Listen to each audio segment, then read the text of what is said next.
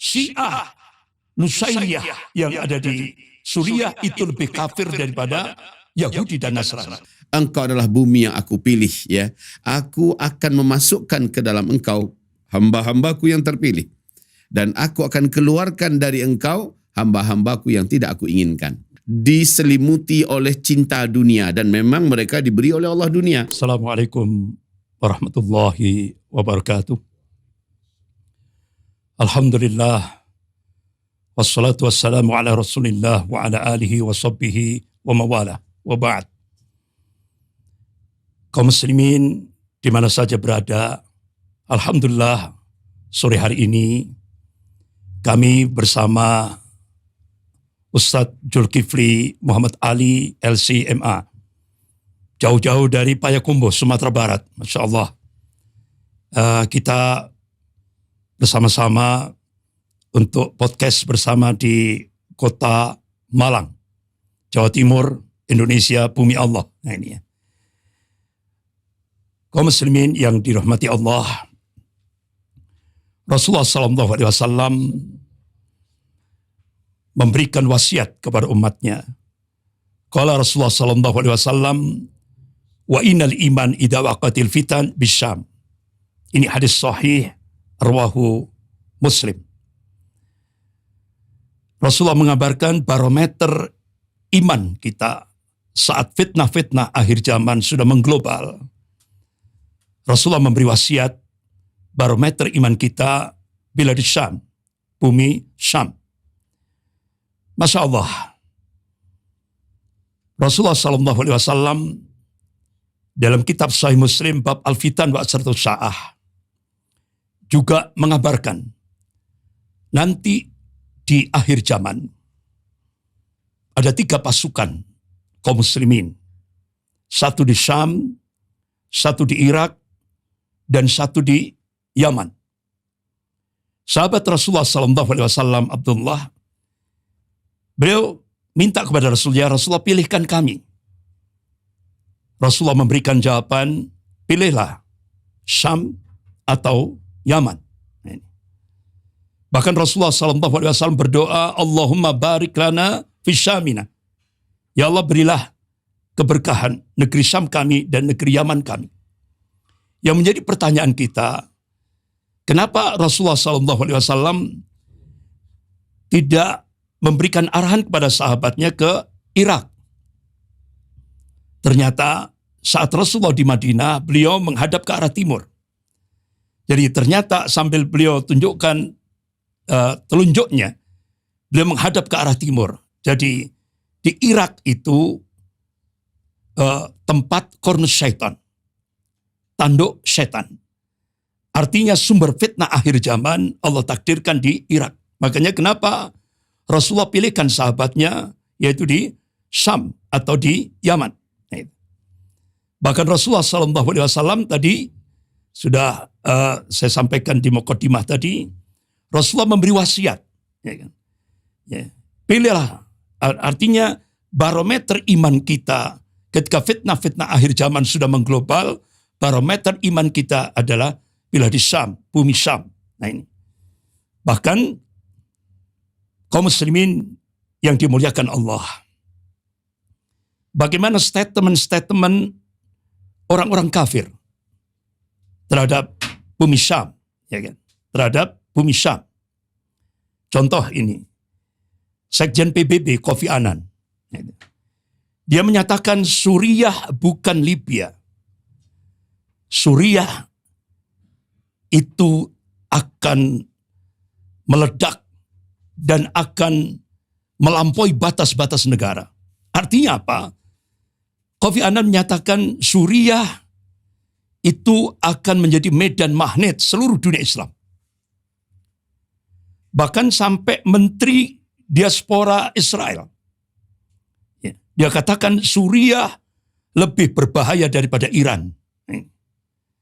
Bahkan sampai direktur FBI James Comey di hadapan Presiden Amerika Barack Obama waktu itu, dia katakan Suriah lebih mengkhawatirkan daripada Afghanistan. Nah ini.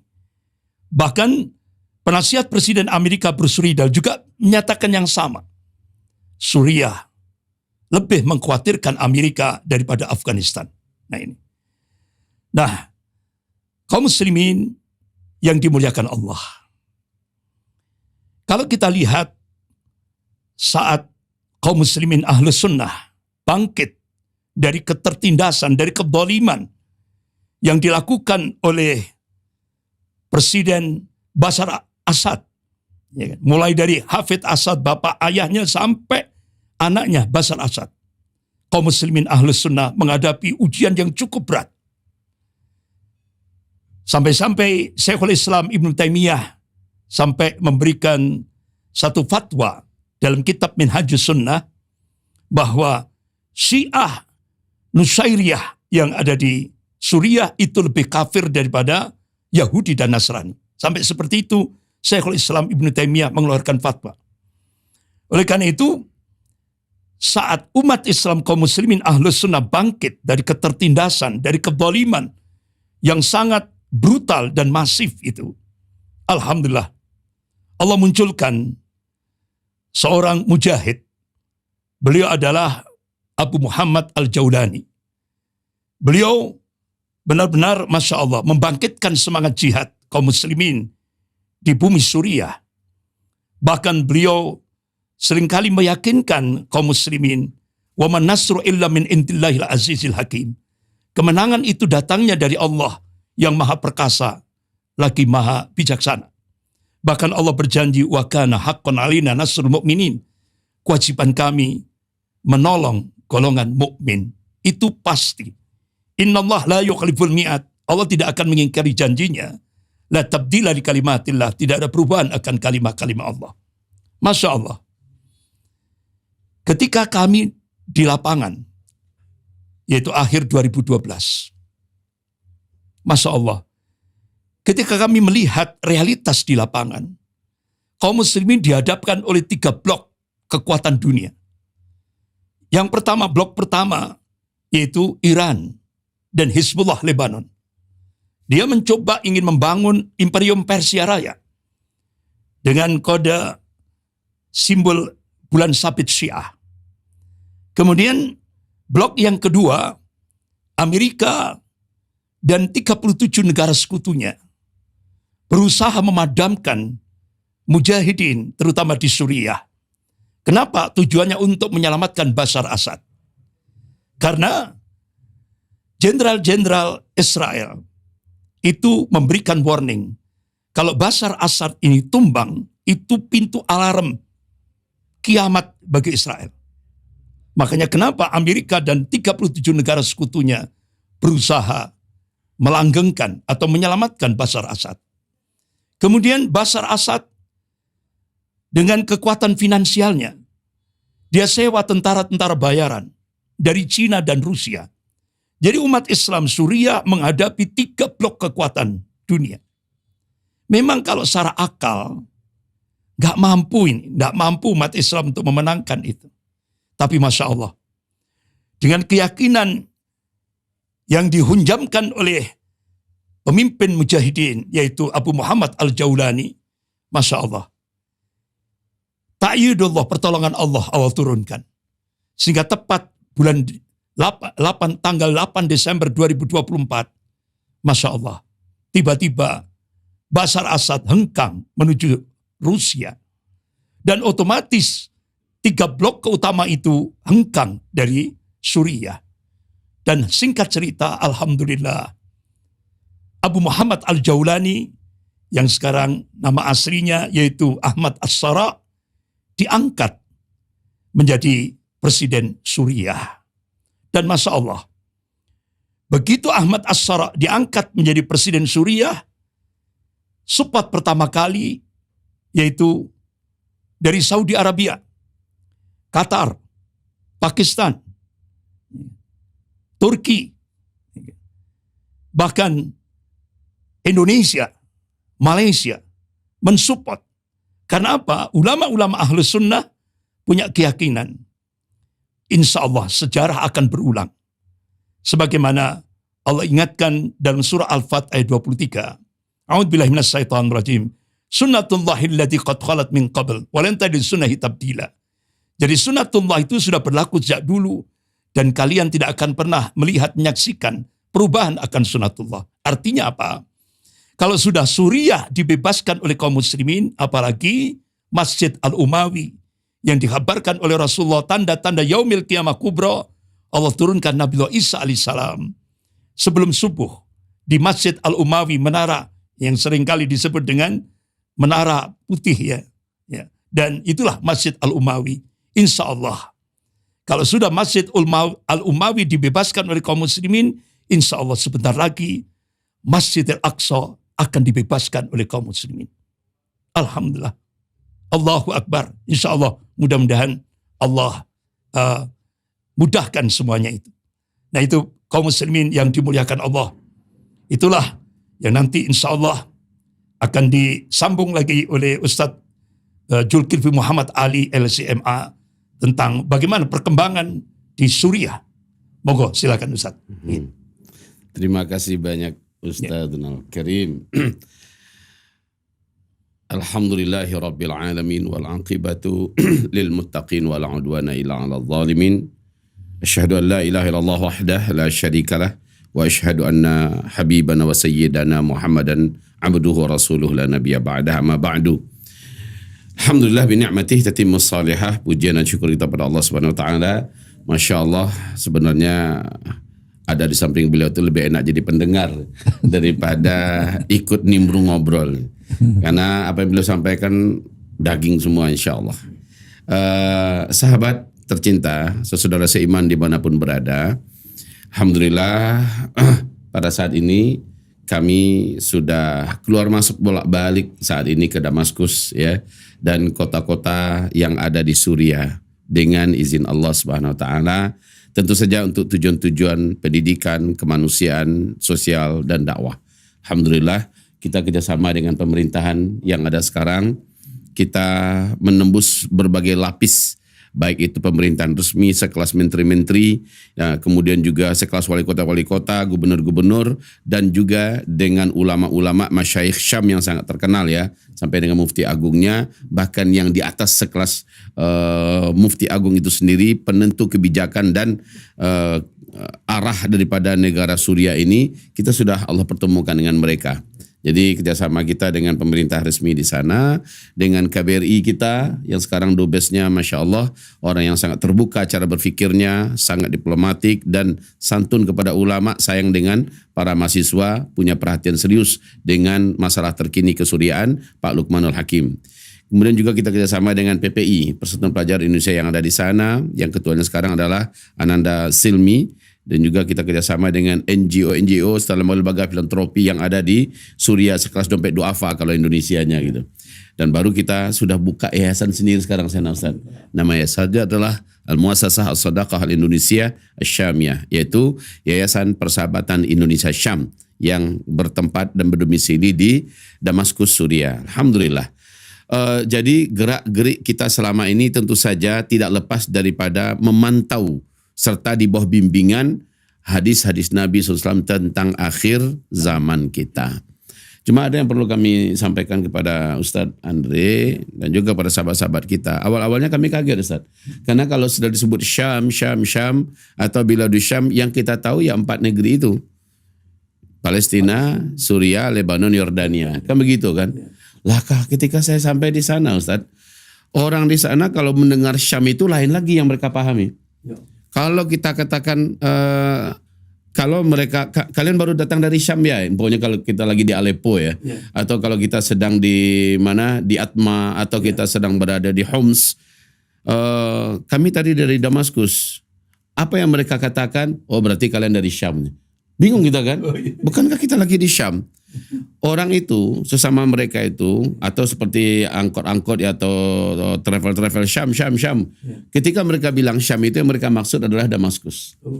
Gitu ya. Jadi saya baru ngeh gitu. Pantesan ketika di Yordania, orang Yordania bilang, anta ila Syam? Nah, kamu pergi ke Syam maksudnya ke Damaskus gitu. Nah begitu juga di Palestina dan orang Suriah, Lebanon. Kalau dikatakan Syam, maka yang dimaksud dan dipahami oleh orang sana turun-temurun ribuan tahun itu adalah Damaskus. Nah berarti Palestina, Lebanon, Yordania, bahkan Suriah itu sendiri disebut dengan Biladus Syam, ya. Negeri-negeri di bawah payung Syam. Ya, gitu. Nah, saudara sahabat tercinta, saat Nabi mengatakan di dalam hadis sahih Imam Muslim, uqru daril mu'minina asy-Syam. Pusat daripada negeri seluruh orang-orang beriman sedunia itu adalah Syam. Wal muradu bihi Dimashq. Yang dimaksud dengannya adalah Damaskus. Begitu. Biar duduk dulu satu-satu ya.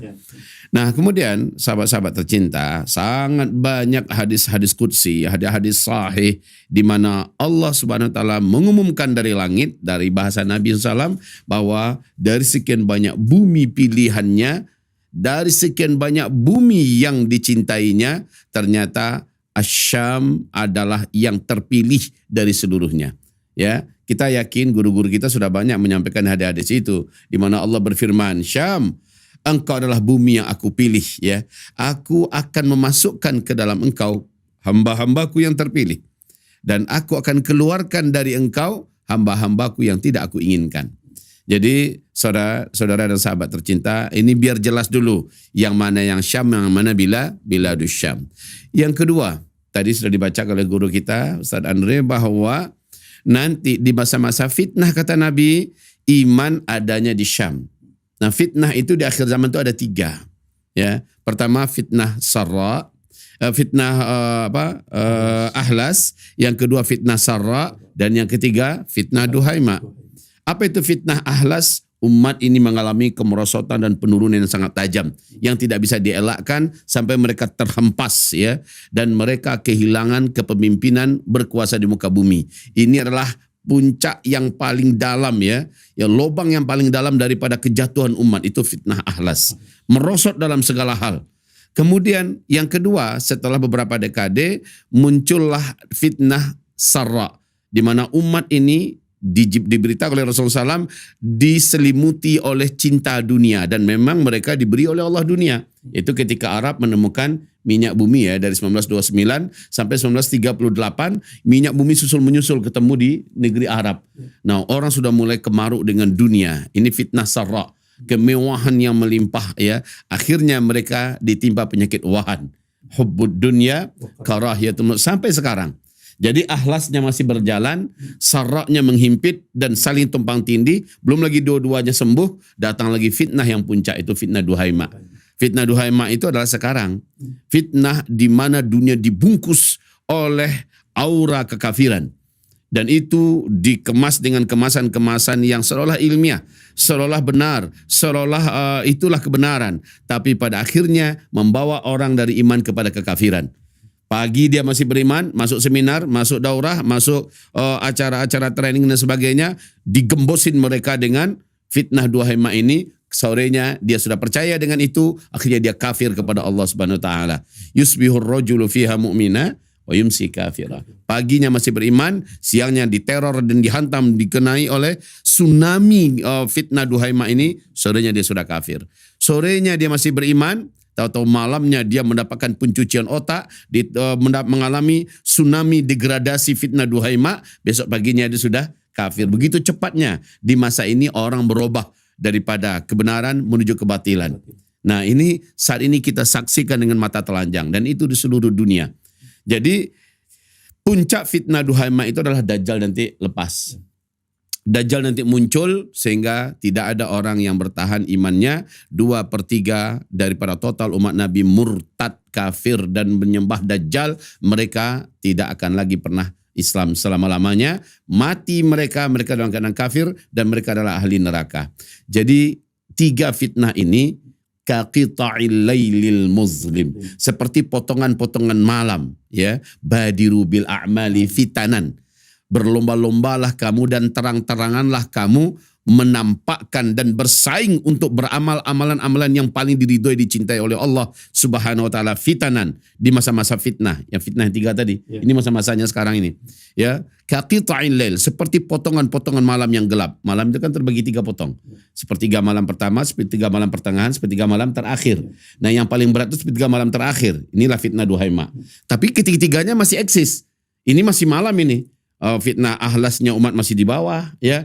Fitnah sarra umat masih hubbud dunia, kariatul maut, dan fitnah duhai maknya sekarang. Ya, sekarang media yang ada, kemudian kekuasaan yang ada membelit dunia saat ini, seluruhnya mengajak orang-orang untuk kafir. Waddu law takfuruna kama kafaru fatakununa sawa. Program penguasa-penguasa kafir di muka bumi adalah bagaimana caranya kamu bisa kafir seperti mereka. Fatakununa sawa. Lalu kamu dan mereka akhirnya menjadi sama. Baik, inilah ketiga fitnah. Dan di masa itu kata Rasulullah, iman adanya di Syam saja. Al-imanu bisyam. Al-imanu bisyam. Al-imanu bisyam. Baiklah, iman seperti apa yang dimaksud? Iman tentang pahamnya umat dengan siapa lawan sebenarnya dan siapa kawan sesungguhnya. Ini adalah iman. Iman siapa yang harus dimusuhi dan diperangi, dibarai, dan siapa yang harus diwalai, diberikan loyalitas, dan kepada siapa kita harus merapat bersatu. Ini adanya di Syam.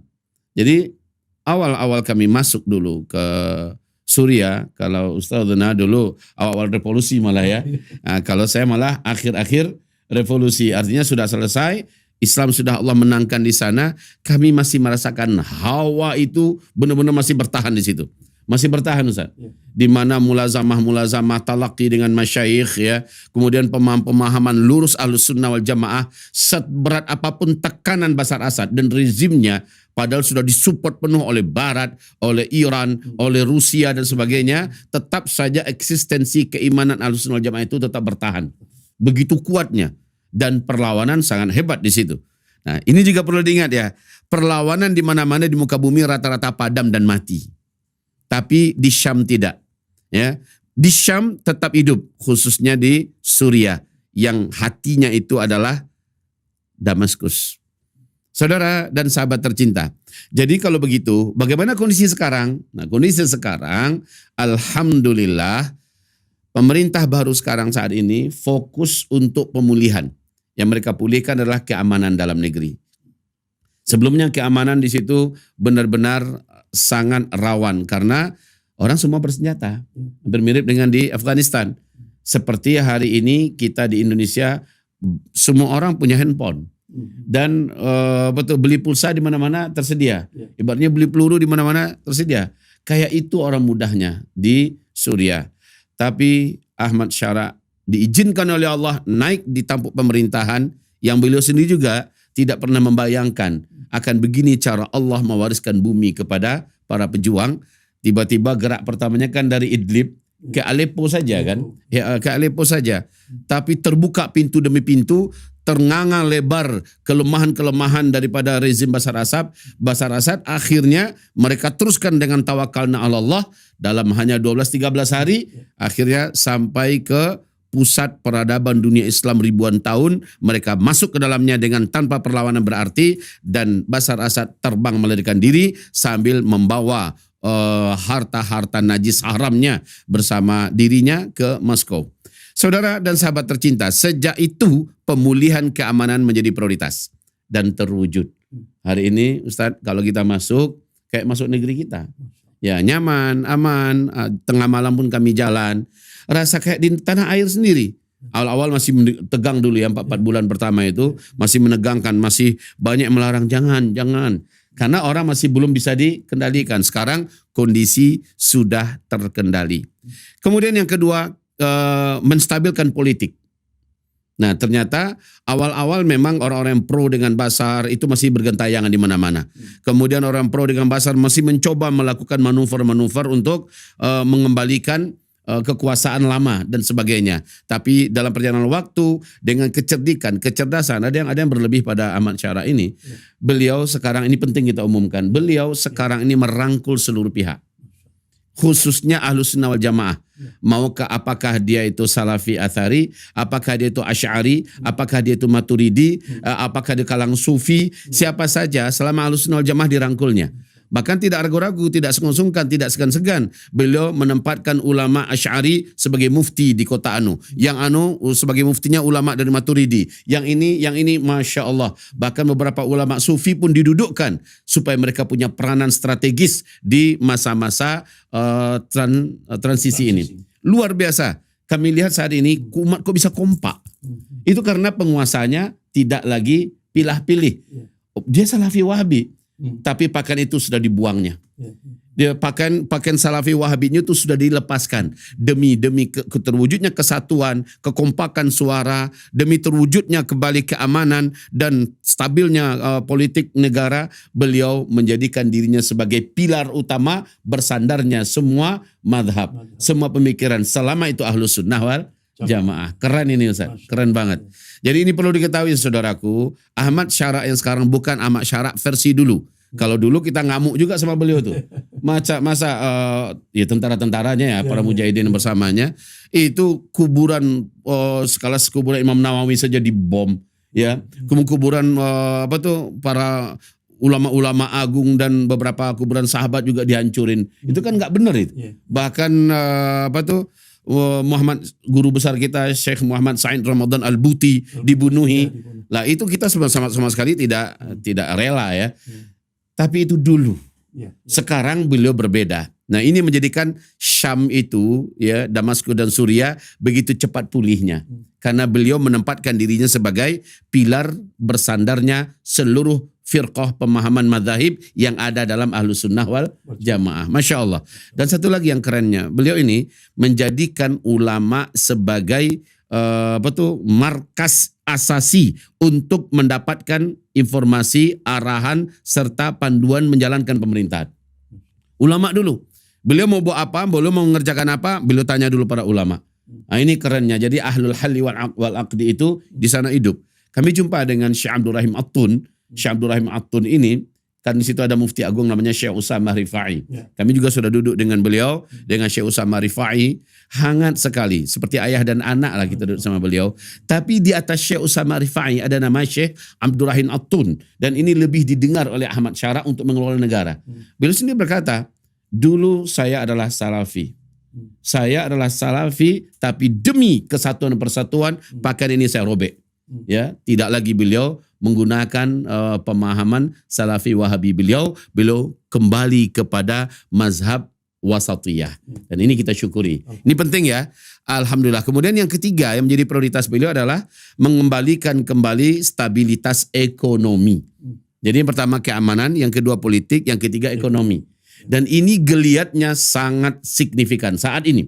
Semua investor-investor yang ingin menanamkan investasi mereka di sana, beliau jamin keamanannya. Silakan. Akhirnya apa kata Raja Salman? Saya instruksikan, saya perintahkan kepada orang-orang kaya Arab Saudi dan negeri-negeri Arab lainnya, tanam investasi kalian di Suriah. Ya, kenapa? Udah dijamin keamanannya. Masya Allah, PBB, bahkan sekelas Donald Trump yang kemarin itu menghargai kepalanya 10 juta dolar itu. Sekarang malah duduk bersama salaman. Tapi nggak bisa disetir Ahmad Syaratnya. Nggak bisa disetir. Si Donald BB ini berpikir dia akan bisa nyetir ya dengan memberikan posisi dan tempat kepada Ahmad Syara, ternyata nggak bisa ya. Kami bukan pion siapa-siapa ya. Kami bukan kacung siapa-siapa. Kami tidak punya masalah dengan Iran kecuali Iran yang membunuh orang-orang yang datang kemari membunuhi rakyat Muslim Al-Sunnah Jamaah di Suriah. Dengan mereka kami berurusan, dengan negaranya enggak. Sampai kayak gitu supaya tidak bisa diadu dengan Iran. Beliau tidak mau diadu dengan Hizbullah yang ada di Lebanon ya. Yang punya masalah dengan kami adalah siapa yang ada di negeri ini, di Suriahnya. Adapun di negaranya mereka kembali, biarkan saja mereka. Kami bahkan siap kerjasama. Keren banget ini. Ini bahasa-bahasa yang sangat dewasa ya. Tindakan-tindakan yang sangat ini, Masya Allah. Akhirnya saudara dan sahabat tercinta, walaupun tentu saja namanya masa transisi ya, tidak semerta-merta seluruhnya langsung stabil, enggak. Pengurusan visa masih agak goncang saat ini di sana. Mahasiswa-mahasiswa pun masih agak kesulitan pengurusan visanya. Tapi yang mau belajar masuklah. Yang mau belajar dijamin bisa masuk dan dijamin bisa belajar. Masalahnya ada urusan visa yang masih dalam masa kalau menurut yang saya pahami, orang-orang yang akan diduduk didudukan bagian pervisaan orang-orang asing di sana itu dimagangkan saat ini di Arab Saudi. Jadi semenjak haji sampai sekarang belum pernah pulang tuh. Direktur-direkturnya, kepala-kepalanya belum pada, biar magang dulu di Arab Saudi. Arab Saudi terkenal ahli dalam masalah pervisaan berbagai macam orang asing yang ada masuk ke dalam negaranya. Lalu lalangnya itu di Arab Saudi paling teruji. Jadi mereka sedang lagi belajar. Oke, selebihnya Masya Allah. Dan ada satu rahasia besar yang ingin kami sampaikan. Apa itu? Di dalam tubuh kita ini Anda kata umpamanya kita tidak punya kaki, kita tidak punya tangan, ya. Atau anggaplah kaki dan tangan ini terbelenggu total, ya. Kita masih bisa hidup, masih, ya. Leher kita juga terpasung dengan rantai, nempel ke dinding. Kita masih bisa hidup selama badan ada dan kepala masih ada. Di dalam badan itu penentu kehidupan apa? Namanya jantung. Jantung selama masih berdetak, berdenyut, maka kehidupan pasti masih terus ada. Apa yang dikerjakan oleh jantung? Memompa darah, ya. Dan darah itu tetap berdenyut. Dan Nabi mengatakan, mengumpamakan ini dengan tubuh peradaban dunia Islam yang jantungnya tetap terus berdenyut memberikan perlawanan. Di mana dia? Nabi berkata, la tazalu ta'ifatun min ummati yuqatiluna 'alal haq, ya, atau zahirina 'alal haq. Senantiasa selalu ada satu kelompok dari umatku yang benar-benar terang-terangan mereka membela kebenaran, tampil di atas kebenaran, dan mereka eksis melawan kebatilan. La yadurruhum man khadalahum. Tak peduli walaupun orang-orang sekitaran mereka mengkhianati, meninggalkan, tidak menolong, ya. La yadurruhum man khadalahum wala man adahum illa lawa. Dan juga tidak peduli dengan musuh-musuh yang memporak-porandakan mereka. Dibombardir, dihancurin, diperang, dibunuhi, dibantai. Mereka enggak peduli. Mereka tetap zahirina 'alal haq hatta ya'tiyahum amrullah. Sampai datang kepada mereka pertolongan Allah atau kemenangan dari Allah. Di hadis yang lain, hatta yanzila alaihim al-masih Isa ibnu Maryam. Sampai turun kepada mereka Isa ibnu Maryam. Artinya sampai mendekati hari kiamat, kelompok ini tetap ada. Mereka tetap berdenyut memberikan perlawanan. Sebagai tanda umat ini masih hidup. Para sahabat bertanya, qalu ainahum ya Rasulullah. Di mana mereka ya Rasulullah? Nabi menjawab, hum bi Baitul Maqdis. Mereka berada di Baitul Maqdis. Wa aknafi Baitul Maqdis. Dan di beranda-beranda, di serambi-serambi Baitul Maqdis. Nah saudaraku, berarti jantung umat ini adalah Palestina, Baitul Maqdis di Palestina. Tempat yang lebih spesifiknya Nabi sebutkan di hadis surat At-Tabrani 3270, yaitu tempat yang disebut dengan Askelon, ya, yang sekarang disebut dengan jalur Gaza, ya. Selalu ada perlawanan. Itu adalah jihad dan ribat yang diberkahi oleh Allah, dan Allah akan menangkan kaum muslimin di sana. Masya Allah. Berarti perlawanan sekarang yang ada di Gaza itu akan tetap ada. Walaupun kita dengar sepihak dari sini, kok pemerintahan yang sekarang dipimpin selama ini oleh HMAS kok jadi diletakkan. Ya kok senjata bersedia dilucuti. Ini siasat. Ini bukan saatnya kita bicara itu ya. Tapi ini siasat. Kami punya penjelasan yang cukup logis, yang cukup masuk akal dan harus diterima. Sebab perlawanan tetap tidak akan pernah berhenti. Perjuangan dan jihad tetap akan hidup di sana itu. Saudara dan sahabat tercinta, guru yang kita sayangi karena Allah Subhanahu wa taala. Jadi ini adalah jantung. Nah, jantung itu adalah simbol kehidupan dan dunia Islam masih hidup. Perlawanannya masih ada. Di mana? Di Baitul Maqdis. Tapi ibarat tubuh nih kena pasung tadi kan. Kaki dipasung, ini dipasung nggak bisa bergerak. Habis itu dirobek-robek karena siksaan di mana-mana. Di Sudan kita menderita, di Libya kita menderita, kemudian di Cina kita terjajah, ya di Xinjiang itu, kemudian di India juga ditekan, di berbagai belahan dunia, Kashmir ya, di berbagai belahan dunia kita hari ini benar-benar babak belur, dan ada beberapa yang robek darahnya keluar. Nah, darah makin banyak yang menyembur di mana-mana. Tetapi jantung itu tetap memompa darah. Karena darahnya banyak yang keluar, otomatis dia butuh darah tambahan. Untuk agar dia tetap bisa bekerja. Ya. Nah inilah dia infus darah dari luar. Selama ini kami ibaratkan darah itu adalah bantuan agar mereka tetap bertahan hidup. Bantuan agar mereka tetap berjuang dan menampakkan zahirina 'alal haq itu. Alhamdulillah Indonesia termasuk di antara kaum musliminnya ya, termasuk di antara negara yang terus-menerus menginfus darah-darah perjuangan untuk Gaza, Palestina. Nah, jadi ini satu bab. sampai kapanpun Gaza, Palestina dan Palestina secara umum tidak pernah dan tidak boleh kita tinggalkan. Terus lanjutkan. Tolong mereka terus. Ya, selemah-lemah pertolongan kita adalah doakan mereka kepada Allah sebenarnya. Setiap kali kita angkat tangan kepada Allah, jangan lupa doakan mereka. Ini senjata yang bisa kita sumbangkan untuk saudara kita di Palestina sana adalah doa kita yang tulus dan khusyuk kepada Allah. Sepenuh yakin Allah pasti tolong mereka. Itu selemah-lemah pertolongan loh ya. Ya, kemudian yang punya media, tolong dengan medianya, sebarkan. Bagaimana berita ini dari orang tak tahu menjadi tahu. Dari orang tidak berpihak menjadi berpihak. Gunakan media yang ada di tangan. Pakai kemampuan yang ada untuk menolong perjuangan di jantung peradaban umat Islam, yaitu Baitul Maqdis, Palestina. Oke, kita bicara jantung seperti ini dia. Sekarang kita bicara hati. Hati fungsinya di tubuh sebagai apa? Hati di tubuh adalah barometer. Tubuh itu sehat atau sakit. Ya. Ala inna fil jasadi mudghah. Ketahuilah dalam satu tubuh itu ada satu gumpal daging. Mudghah itu daging. Alaqah darah ya. Idza fasadat fasada al jasadu kulluh. Kalau segumpal daging itu sakit, kalau segumpal daging itu bonyok, rusak, seluruh tubuh pasti sakit. Wa awalnya idza saluhat saluhal jasadu kulluh. Kalau segumpal daging itu benar, sehat, baik, maka seluruh tubuh pasti kelihatan benar ya. Kulitnya, kukunya, lidahnya, kornea matanya, giginya, rambutnya, semuanya kelihatan. Oh ini orang sehat nih, berarti hatinya sehat. Kelihatan sehat itu nampak di seluruh tubuh. Wa idza fasada jasadu kulluh. Tapi kalau hati itu sakit, seluruh tubuh sakit. Nah, Nabi mengumpamakan hati dalam tubuh itu bagi dunia Islam ini adalah Syam. Syam itu adalah Damaskus, Suriah. Ya, Damaskus, Suriah. Maka kata Nabi, idza fasada ahli Syam fala khaira fikum.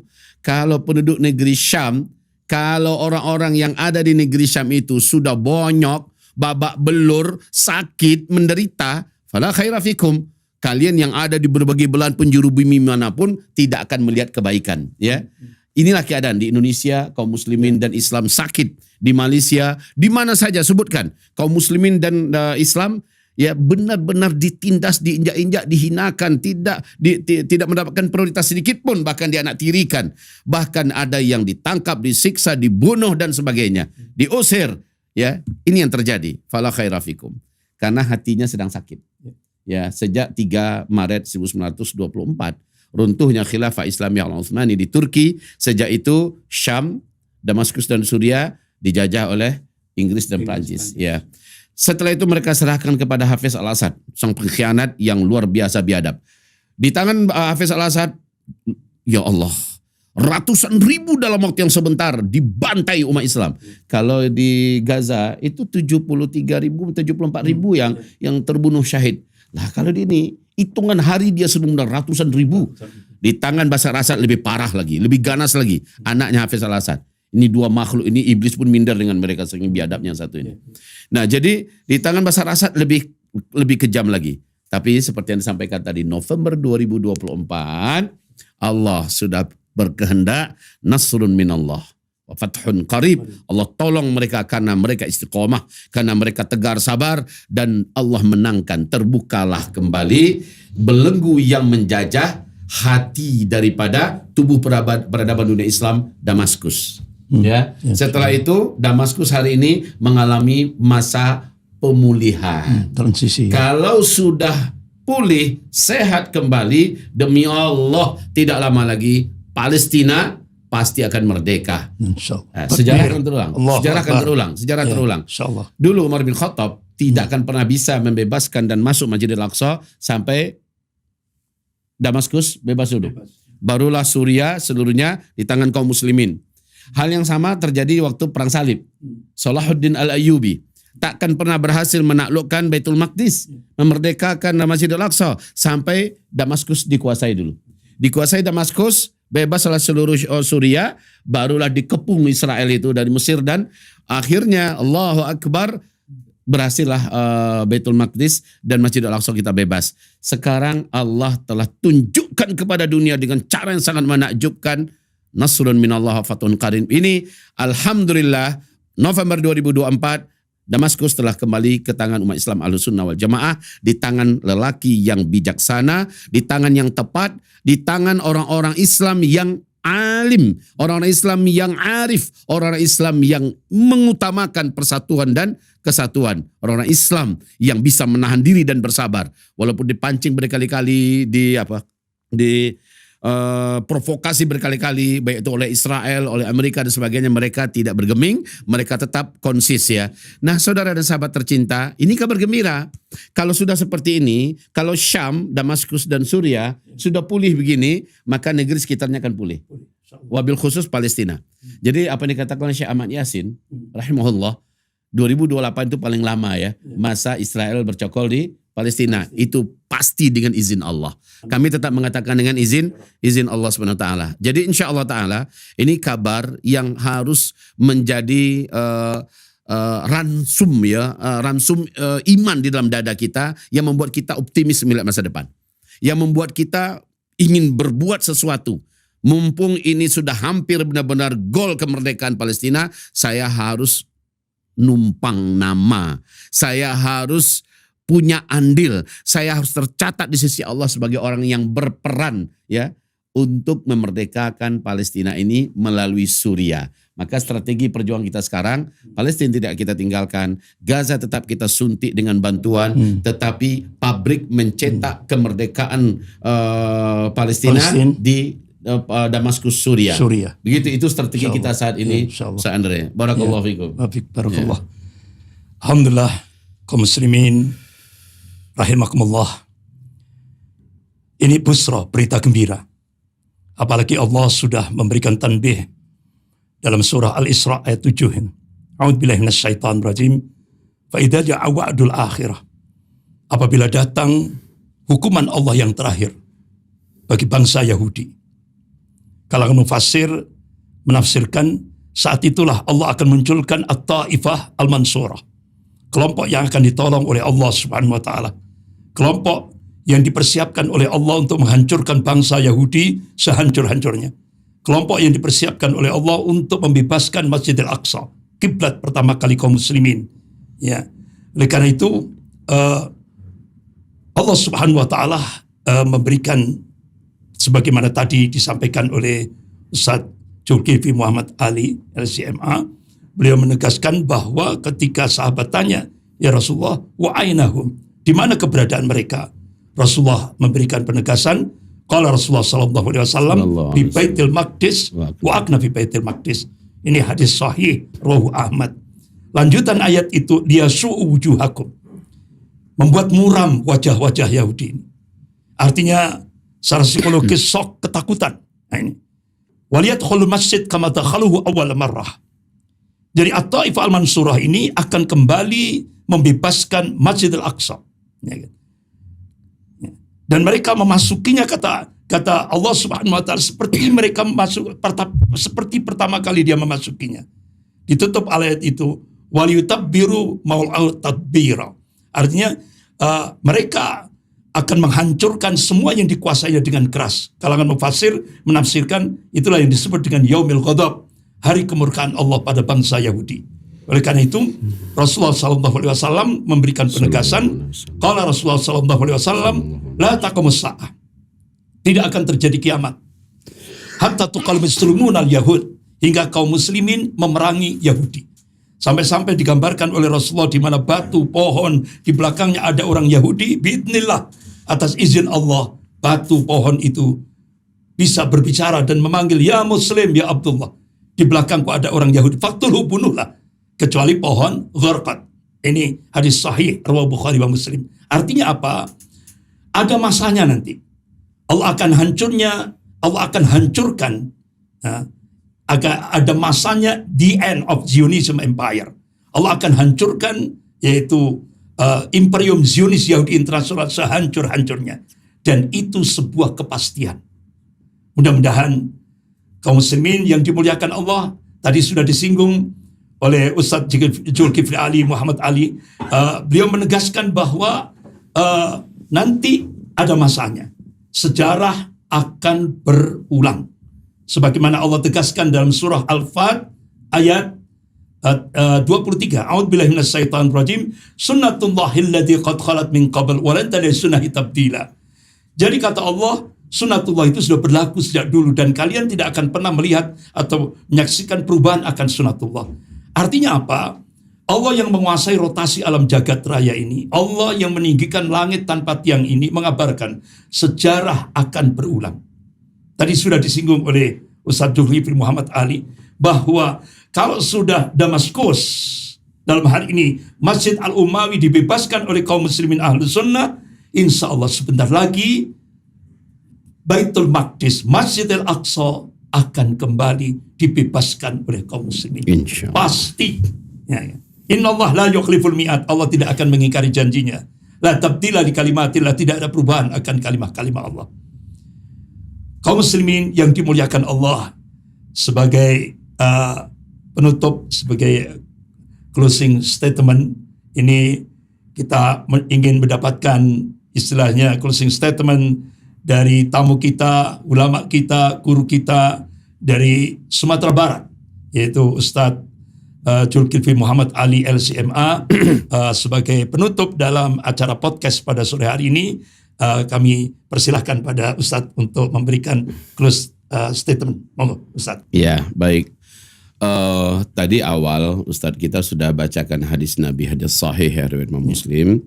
Uqru daril mu'minin Asyam, pusat negerinya orang-orang beriman seluruh dunia itu adalah Syam, Damaskus. Dan ini menjadikan para sahabat-sahabat Nabi itu bahkan hampir jumlahnya 70.000 orang itu hijrah dari Mekah Madinah ke Syam, ke Damaskus. Banyak berharap meninggal di situ dan memang banyak kuburan mereka di situ, Ustaz. Begitu juga keturunan cucu cicit Rasulullah itu yang terbanyak itu malah di Syam, di Damaskus, Suriah. Dan kuburan mereka bertebaran di sana, Masya Allah. Nah, kita sekarang ini sedang ada di masa yang paling tepat untuk berbuat sesuatu agar kita masuk dalam hadis qudsi yang tadi kita bacakan. Allah berfirman, "Hai Syam, engkau adalah bumi yang aku pilih, ya. Aku masukkan ke dalam engkau hamba-hamba yang aku pilih. Aku keluarkan dari engkau hamba-hamba yang tidak aku sukai." Saya berharap Al-Faqir Zulkifli Muhammad Ali menjadi bahagian dari hamba Allah yang terpilih itu. Tentu saya harus ikhtiar, saya harus berbuat, saya harus memastikan diri agar saya benar-benar ada di barisan orang yang sedang serius menuju ke sana. Ya, Mahjarul Muslimin itu adalah Syam, tempat hijrahnya orang beriman. Apalagi bersatunya seluruh kekuatan umat beriman di akhir zaman, kata Rasulullah, adalah di Damaskus. Di Damaskus, ya, di Damaskus, bimadinatin yuqalu laha Dimashq, di sebuah kota yang disebut dengan Damaskus. Baik saudara dan sahabat tercinta, saat ini yayasan sudah kita bangun di sana, Ustaz. Ya, dan kita bergerak di situ sudah legal formal, negara sudah mengakui, pemerintah kita dan pemerintah Republik Indonesia, kami juga kerjasama dengan Kemenlu kita dan mereka memberikan panduan dan arahan. Kita kerjasama secara legal, elegan dan secara berkala, tersistem. Kita punya program jangka pendek, jangka menengah, jangka panjang. Dalam rangka apa? Dalam rangka ingin berperan aktif, ingin mengambil andil positif untuk bisa mempercepat, ya, untuk bisa melakukan akselerasi pemulihan bumi Syam, karena ini dampaknya adalah kepada kebangkitan Islam kembali di masa depan, termasuk berdampak untuk memerdekakan Palestina. Amin. Jadi apa yang harus kami lakukan? Jadi begini Ustaz, kita tidak bisa berbuat banyak kalau terhadap orang-orang Palestina yang terjajah hari ini di Palestina. Baik itu di tepi barat Palestina, apalagi di jalur Gaza. Ya nggak bisa, negeri sedang cengkraman Israel Zionis yang sangat gila-gila ganasnya, ya. Nah yang paling bisa kita lakukan ke Palestinanya adalah support dengan bantuan-bantuan kemanusiaan. Paling banter itu saat ini. Itu pun antara sampai atau lambat sampainya, terang halang-halang di Rafah, dan kadang-kadang juga dengan harga yang sangat mahal, kadang-kadang juga ditilep di tengah jalan begini dan begitu, sulit untuk bisa memastikan secara 100%. Namun ada orang Gaza Palestina dan orang tepi barat Palestina yang terdampar di luar daerah, di luar Palestina. Di mana? Di Mesir. Di Mesir mereka ada 200.000 orang, ya, dan 150.000 orang di Yordania. Ini menurut Pak Abdul Fattah As-Satari, Dubes Palestina yang baru sekarang, ya. Namun sayang, untuk di Mesir, pemerintah Mesir terlalu intervensi. Kita tidak boleh ngapa-ngapain dengan orang-orang Palestina di luar daripada memberikan uang, bantuan makan, minum, obatan, kesehatan, pakaian, semacamnya, hanya sebatas itu. Tapi menggarap anak-anaknya, remaja-remajanya, kanak-kanaknya, pemudanya untuk dijadikan pemuda-pemuda yang kokoh, yang beriman, berilmu, bertauhid, enggak bisa. Di Mesir nggak bisa. Yordania apalagi, intelijen Israel begitu membabi buta. Tapi ada jumlah yang 2 kali lipat lebih, bahkan 3 kali lipat ya, lebih banyak orang-orang Palestina di Suriah. Jumlahnya 670.000 orang. Ya, sekarang yang masih ada dalam data di pengungsian 435.000 orang. Dan ini anak-anaknya mulai dari anak-anak balita, sampai anak-anak yatim, anak-anak remaja yang mau tumbuh, sampai kepada anak-anak pemuda-pemudanya. Mereka pendidikannya hanya sampai kelas 6, paling tinggi, 6 SD ya. Mereka lah yang paling mungkin digarap totalitas. Dan hebatnya pemerintah Suriah membuka pintu selebar-lebarnya buat kita. Mengayomi dan melindungi kita dengan payung hukum negaranya. Buat sebanyak-banyaknya bagaimana para pengungsi ini terdisiplinkan dengan sempurna. Terdidik dengan sistem ya. Kami berazam. Siapkan mereka yang bisa digarap ini, sekolahkan mereka di tingkat SMP, SMA dan perguruan tinggi, isi kembali akidah dan tauhid mereka, dididik langsung oleh ulama-ulama negeri Syam, dipersiapkan untuk kembali ke Palestina, buat melanjutkan perjuangan di Palestina, atau buat mengisi kepemimpinan Palestina yang pasti akan Allah merdekakan satu saat dalam Tuhan dekat ya. Jadi orang-orangnya kita siapkan, kita garap yang ada di Suriah ini, ya, tempat garapan yang aman. Beda dengan Mesir, dengan Yordania tadi yang kami katakan ya. Jadi jangka pendek kita adalah support selalu, makan, minum, obat-obatan, tempat tinggal dan tempat apa-apa yang bisa membuat kehidupan kemanusiaan mereka itu terupgrade kembali. Tapi yang lebih penting dari itu adalah didik mereka, sekolahkan mereka ke tingkat SMP, tingkat SMA dan perguruan tinggi, dan garap mereka dengan ulama-ulama Syam yang bisa menjadikan mereka ahli tauhid yang sesungguhnya, tentara-tentara Allah masa depan berikutnya untuk Palestina. Ini yang harus kita lakukan jangka pendek. Jangka menengah kita ingin di sana di Damaskus Suriah Ustaz, kita punya pangkalan sendiri disebut dengan Mujamma' Indonesia, Gedung Indonesia, di mana pusat kekuatan dan perhatian daripada NGO, lembaga filantropi dan organisasi-organisasi keislaman yang ada di Indonesia berpusatkan kantornya di tempat itu. Sementara kita sewa dulu lah, punya 7 lantai dengan perincian yang sudah kami tata dengan sangat baik. Dan ini sudah kami sampaikan dengan Bapak Ustadz Anies Mata, Wamenlu kita yang di Jakarta 1 minggu yang lalu. Dan beliau sangat sepakat, beliau sangat setuju. Dan kita sudah bicara ini dengan Dubes Republik Indonesia yang di sana, Pak Lukmanul Hakim. Beliau berkata, ini cita-cita saya. Saya berharap Indonesia ke depan punya landasan sendiri di sini.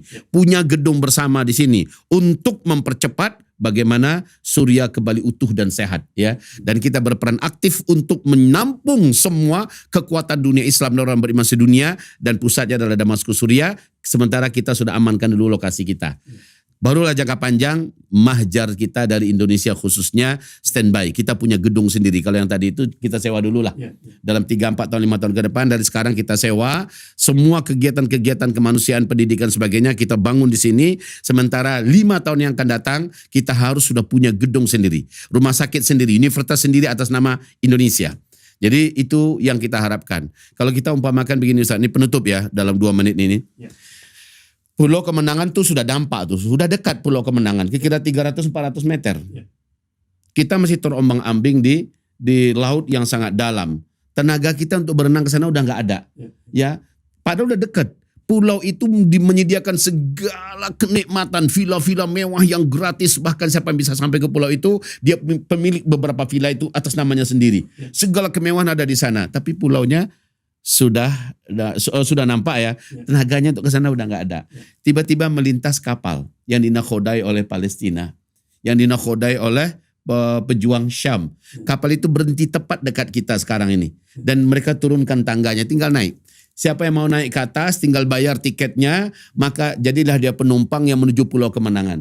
Artinya dia kalau ikut dalam kapal perjuangan ini, dia tercatat sebagai orang yang mengantarkan kemenangan itu, ya, sampai kepada kemenangan. Kalau dia mau naik, kalau nggak mau naik, ya sudah, orang-orang yang mau naik sajalah yang akan sampai di sana. Di sisi Allah dia terhitung sebagai pejuang pembebas Palestina, dan yang bisa ikut dalam merubah tatanan dunia global, di mana Islam sebagai the king of king-nya berikutnya, dan dia terhitung sebagai pejuangnya. sekarang mau ikut nggak dalam kapal perjuangan ini? Gitu intinya ya.